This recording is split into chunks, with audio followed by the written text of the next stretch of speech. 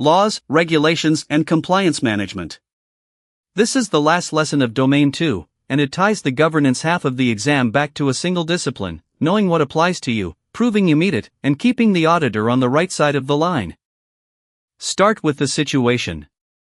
An organization proudly shows you a compliance certificate. It is framed, it is genuine, and it is 2 years old. In those 2 years, the systems have been rebuilt and the regulation itself has been amended. The certificate proves the company was compliant once. It says nothing about today. That is the failure this lesson is about: compliance treated as a trophy rather than a process. Something you win and hang on the wall, instead of something you maintain. Hold that image, because the exam keeps coming back to it. Now the first control, and it is the one people skip. You cannot comply with what you have not identified. The very first step in compliance management is determining which laws and regulations actually apply to you. Not implementing controls, not booking an audit, not buying a tool. Identifying the obligations comes first. What drives those obligations? First, jurisdiction, where the organization operates, and where its data subjects are. The same company can face different rules in every country it touches.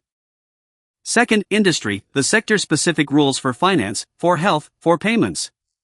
A hospital and a payment processor carry very different obligations from the same starting point. And third, data and services, what the organization actually holds and does. Holding personal data triggers data protection and breach notification duties that a business without that data simply does not have. Jurisdiction, industry, data, and services.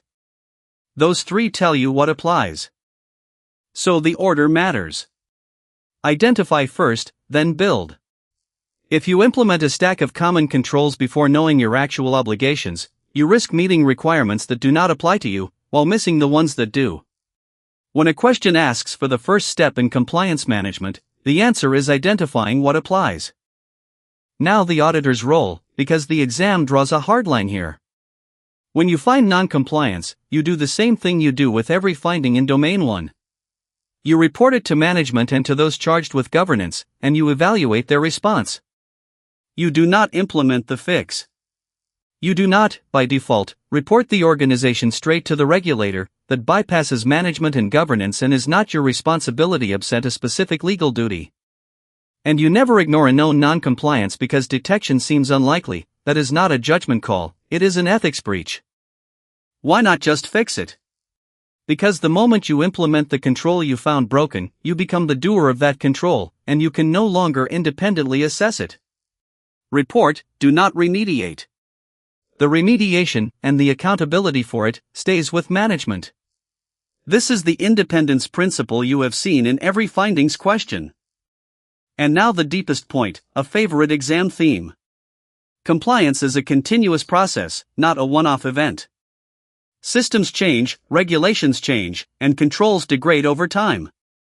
A certification is point-in-time evidence, and exactly like the current access listing back in Domain 1, it describes a state that may no longer exist.